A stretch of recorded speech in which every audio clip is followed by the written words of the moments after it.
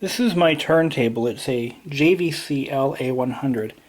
This is a belt drive model, and it's a very nice sounding turntable. I mean, it's not perfect. It's one of the cheaper ones from the early 1980s. Actually, I'd say probably around maybe 84, 85. And as you can see, it has a really nice rubber mat in good condition. This is a belt drive model with a brand new belt. Still works just perfectly fine. Not a thing wrong with it.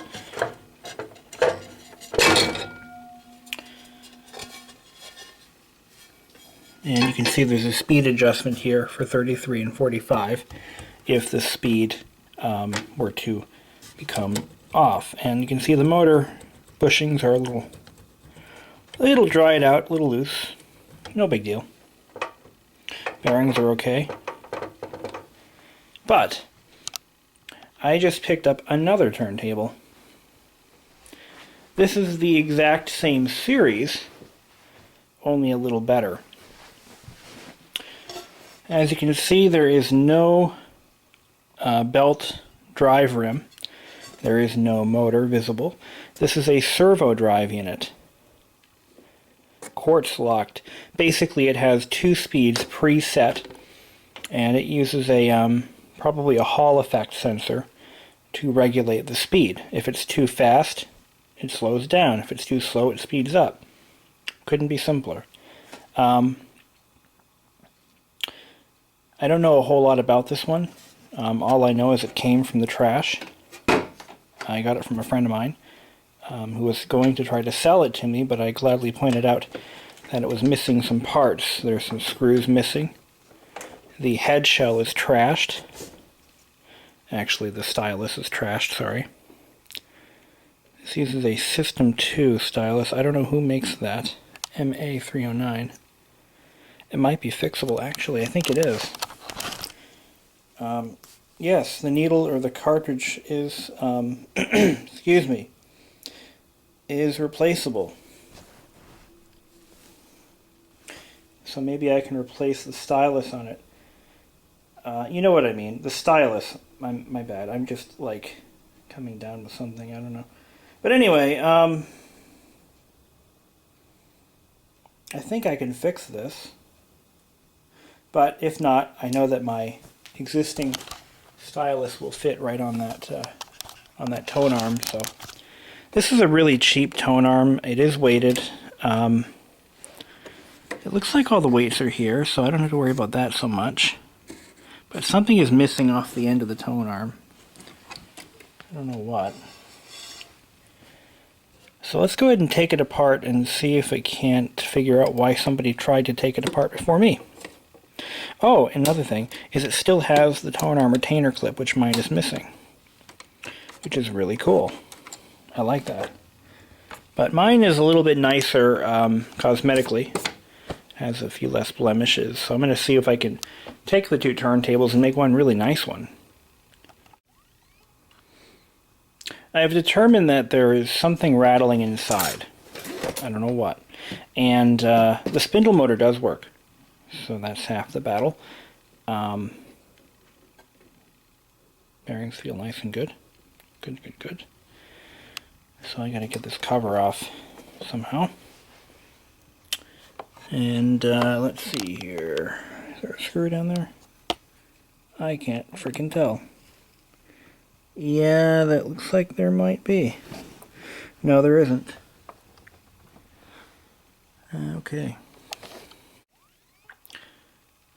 Okay, we're now in the heart of the beast. Here's the drive motor assembly and the auto return assembly.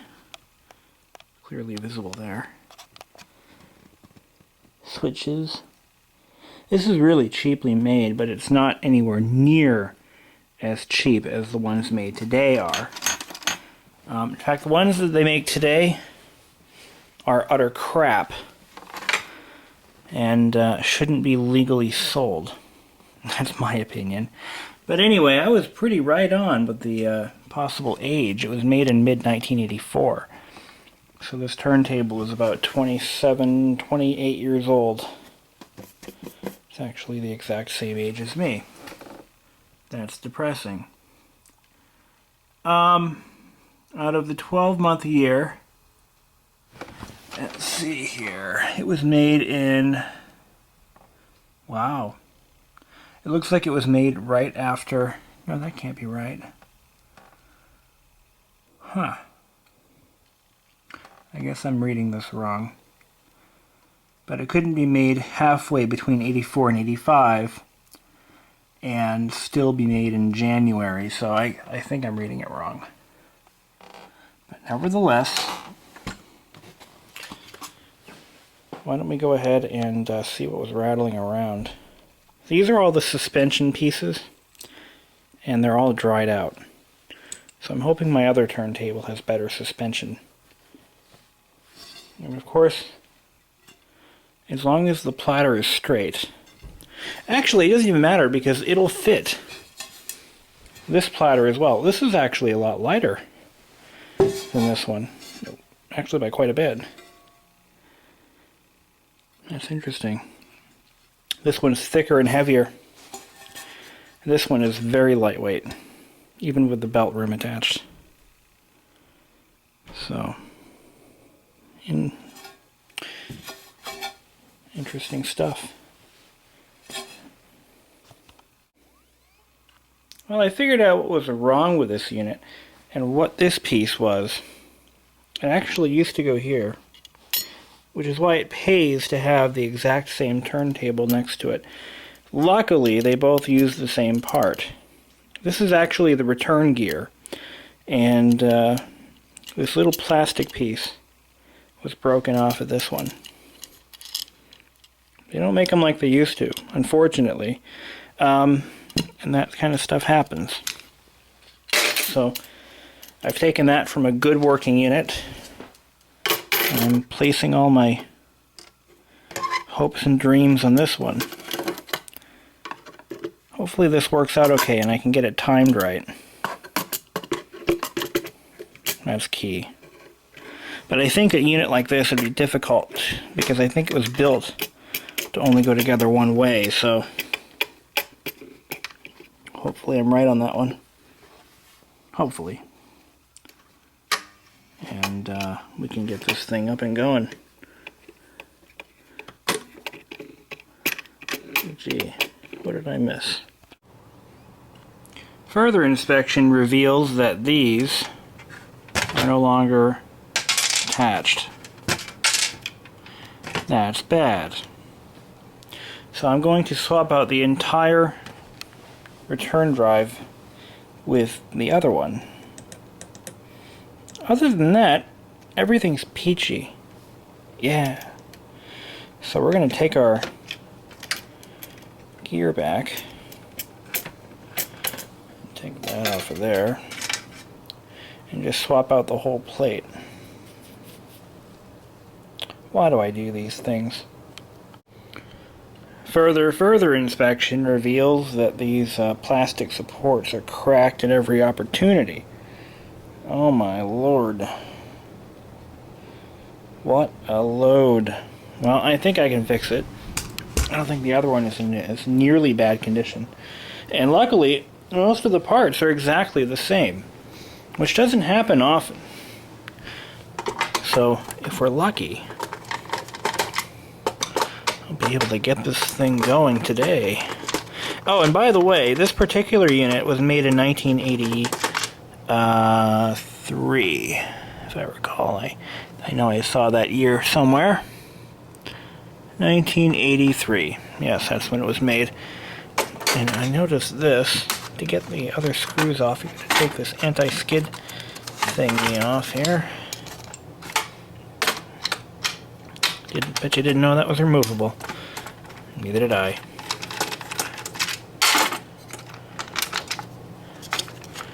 What fun, what fun. I'm having fun. You?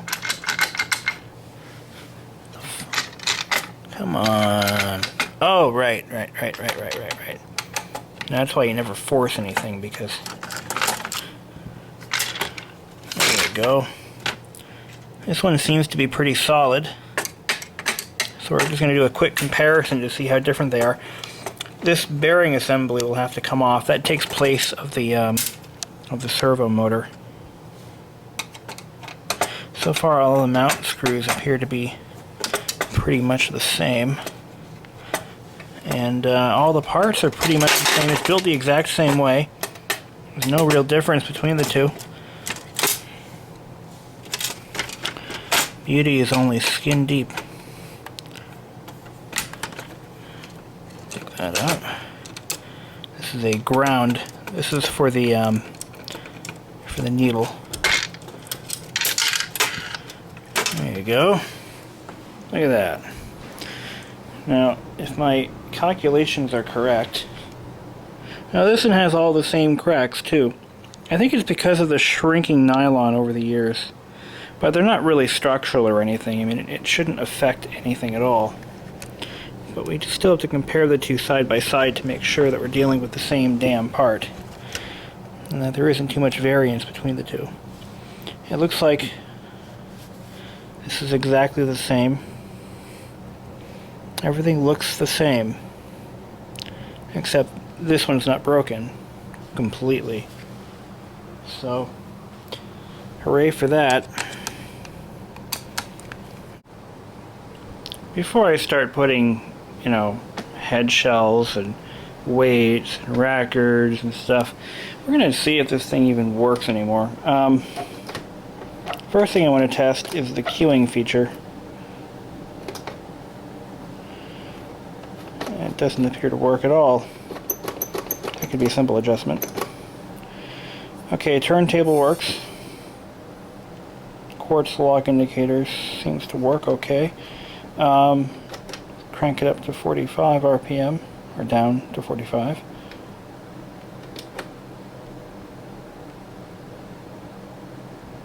Okay, it seems to be right.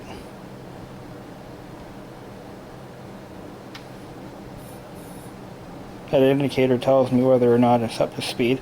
Now I'm going to move the tone arm inward. And we want to see if it returns.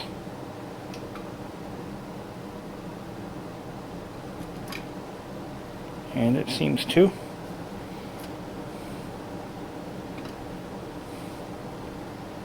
Okay.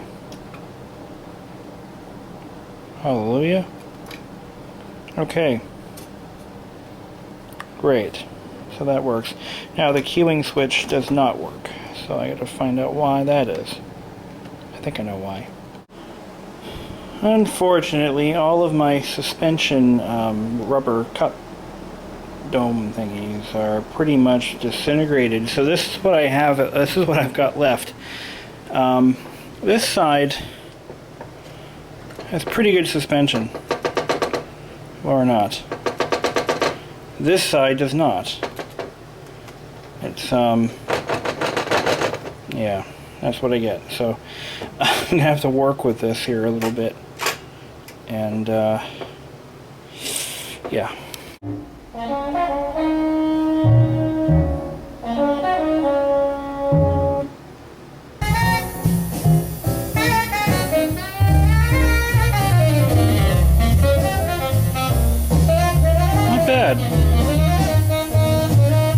Sounds about the same as my old one.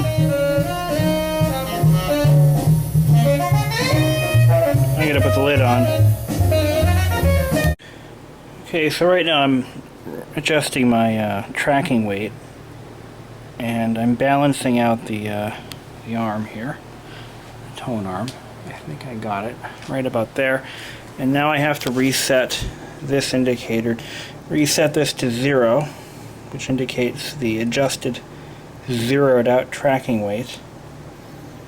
Then I need to set, okay, careful when doing this, because you could easily destroy a $35 record. Not that this costs that much, but it cost me quite a bit. Alright, at least more than an iTunes version, let's put it that way. So, okay, now I'm going to adjust my tracking weight from there. Maybe a little further inward. Okay. That's perfect. That's 0. So now I'm going to readjust this to 0. Now, if you guys know a better way of doing this, please tell me. I grew up in the cassette and CD and iPod generation. So anyway, so I'm going to bring it in by turning the outer weight. I'm going to set it to 1 gram. I think that should be enough tracking weight. What do you think? Another thing I'm going to do is readjust my skating. It wants to skate towards the middle. I think I'm going to give it a little more weight than that, maybe 1.5 grams. There we go. It sounded pretty good at 1.5. And it seems to be biased towards wanting to go towards the middle. We're going to bring that out a little bit. This is our skating adjustment.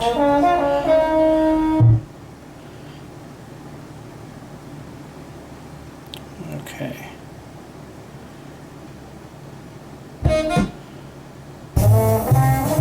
There we go. The problem is, they actually have, it's pretty cool. They make records that allow you to completely tune your turntable. They're records that are designed for that purpose. I don't have one. They also have speed control records, and if you have a belt drive turntable with an adjustable motor speed, you can actually calibrate your turntable using a strobe light. I don't have one of those either, but I don't need one with a servo-locked turntable. It's completely computerized, so I don't have to worry about that. The queuing feature works now, but it doesn't seem to stay in the right spot. Maybe my skating was too far off. See how it jumps towards the outer edge? Now what if we adjust our skating all the way in? Let's see what that does. And now it stays.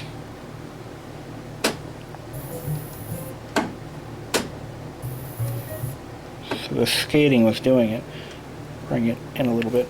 The whole purpose of anti-skating is as the needle is being drawn inward as the record spins, it puts excessive pressure on one side of the needle. It puts it on, well, one left or right channel.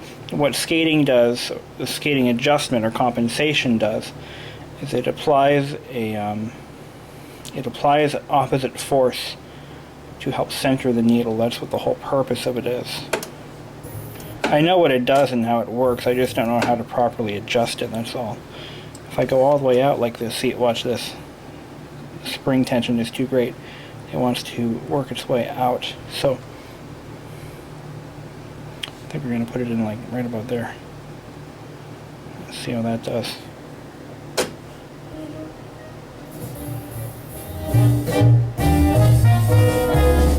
Yeah, it sounds okay.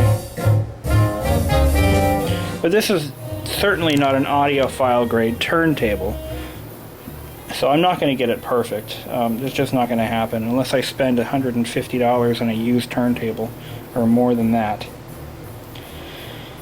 Well, that includes our lesson for today, or at least whatever the hell this is you want to call it. I'm going to enjoy Blue Train. Oh, one side effect of an acoustic recording or playback devices such as this is you can get massive feedback if your speakers are too close to the stereo or too close to the turntable, such as this.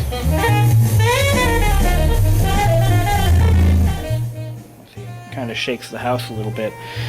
And the reason is, of course, sound waves travel through the air, and the needle is completely exposed to sound waves because this thin plastic cover doesn't really protect you from much.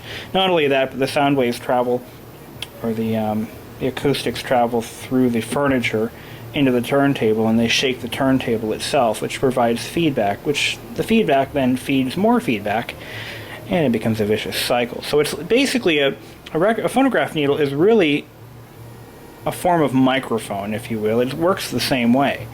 So feedback is inevitable. So if you were to crank the system higher, you'd want to move the stereo speakers further away. Or put them on platforms. They actually have platforms for that reason. I don't have platforms, but anyway. Whatever. Now, make sure this stop feature works. I think it worked the first time.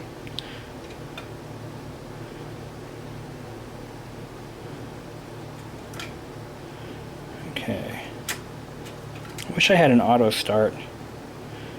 That'd be nice. Alright. Let's go ahead and put the needle out a little bit further here.